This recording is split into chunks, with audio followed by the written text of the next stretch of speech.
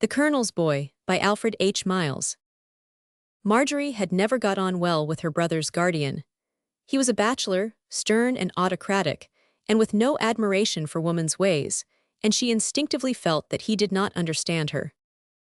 His love for Miles Wayburn, the son of a brother officer who had fallen in a skirmish with an Indian frontier tribe 13 years ago, was a thing recognized and beyond question.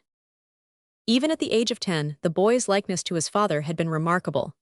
He had the same dark, earnest eyes, the same frank, winning manner, the same eager enthusiasm.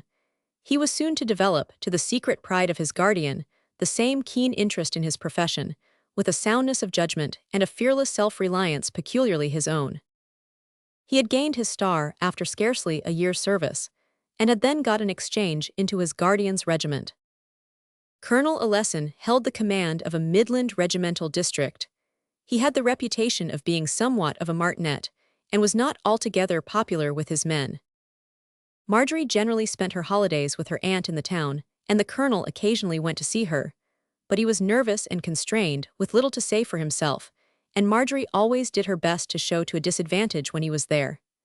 "He's such a crabby old thing," she would say, when Miles grew enthusiastic over the grave, taciturn officer. "Besides, he hates girls, you know he does, and I'm not going to knuckle under to him." Her brother had explained that the colonel's ideas were old-fashioned, so she sometimes talked slang on purpose to shock him. She listened to his abrupt, awkward sentences with a half-listless, half-criticizing air. She was a typical schoolgirl at the most characteristic age, quick to resent, impatient of control, straightforward almost to rudeness. The colonel might be a father to her brother, he never could be to her. She often thought about her father and mentally contrasted the two. She thought, too, though less often, of the mother who had died the very day that that father had fallen in action, when she herself was little more than a year old. Miles had been spending his leave with his aunt, and the day before his return to Ireland to rejoin the battalion, he biked over to the barracks in company with his sister to say goodbye to his guardian.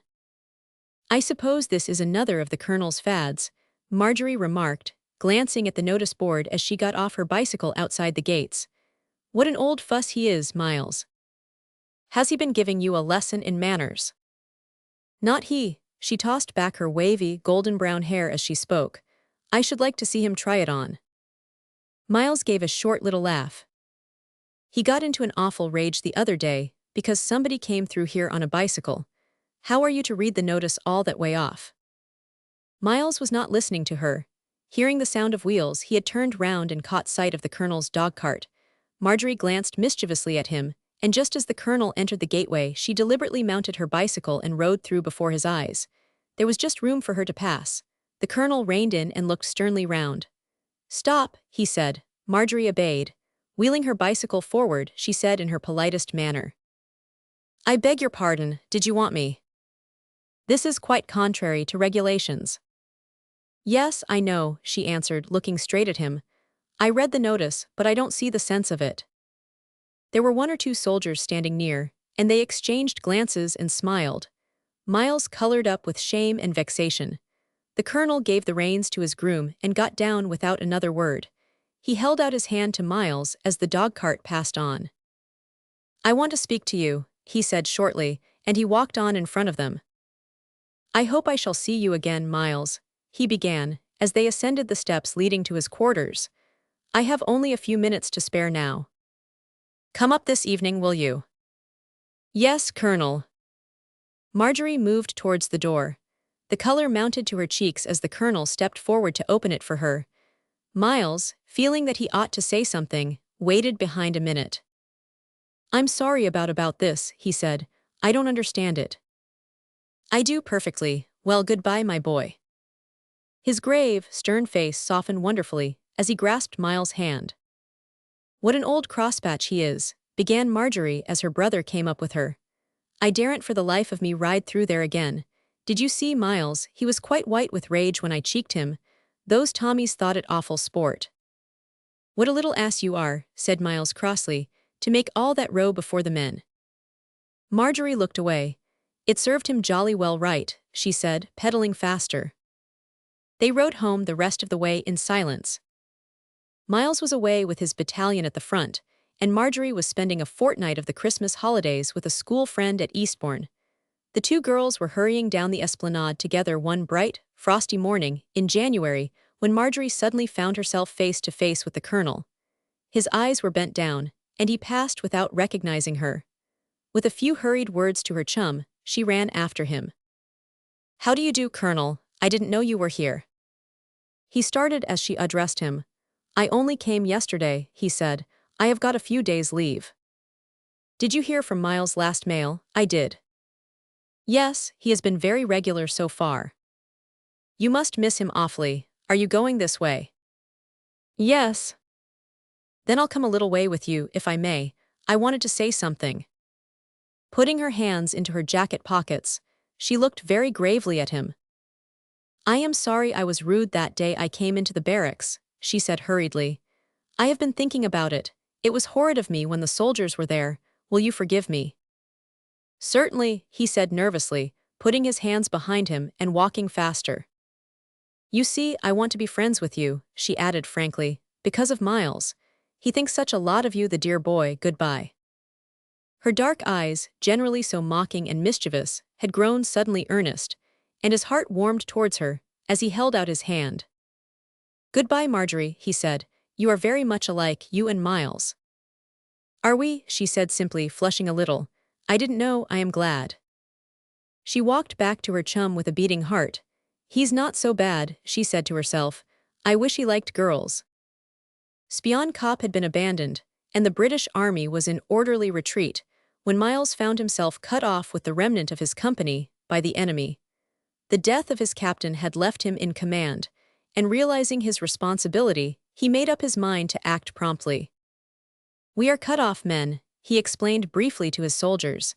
"Will you hoist the white flag, or trust to me to bring you through?"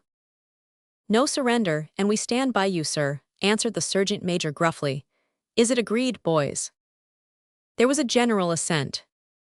It was a gallant deed, that desperate dash to rejoin the division, though accomplished at a terrible cost. Miles, leading the forlorn hope, was soon to pay the price of his daring. They were all but through when he fell, shot by a chance bullet. An hour later, his battered troops came up with the British forces. 3 or 4 stragglers dropped into camp as the sergeant major was making his report.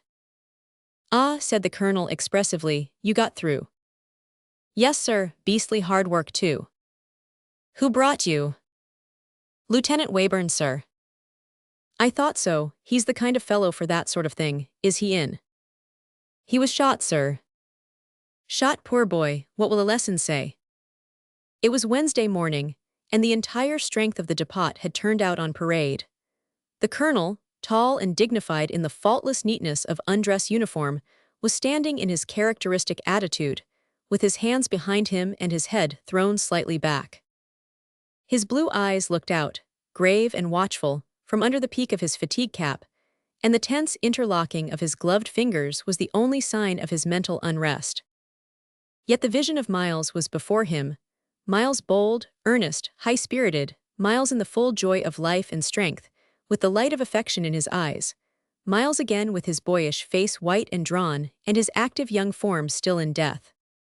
He had loved the boy, his boy as he always called him, more even than he had realized, and life seemed very blank without the hope of seeing him again.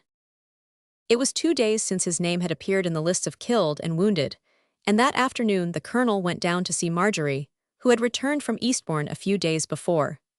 She looked unusually pale when she came into the room, and though she ran forward eagerly enough to greet him, her eyes were tearful and her lips quivering, as she put her hand into his. "I thought of writing to you," began the colonel nervously, "but—" "I'm glad you came," said Marjorie, "very glad. I shouldn't mind so much if we knew just how he died," she added sorrowfully. "We know how he would face death, Marjorie." She put her arms on the table and hid her face with a stifled sob. "He was your boy, and you'll miss him so," she went on. "There's no one like him, no one half so dear or half so brave. If I were only a boy, I might try to be like him and make you happy, but I can't, it's no use." She was looking up at him with those dark eyes of hers, just as his boy had looked at him when he said goodbye 3 months ago, and he could not trust himself to speak. "I suppose you get used to things," she said with a sigh. The colonel put his hand on her head. Poor child, he said in a husky voice, don't think about me. Miles loved you, she answered softly, going up close to him.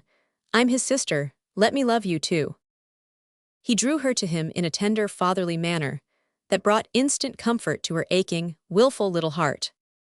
Your father was my friend Marjorie, he said, the staunchest friend man ever had. I have often wondered why we failed to understand each other. You don't like girls, said Marjorie, that's why. The colonel smiled grimly.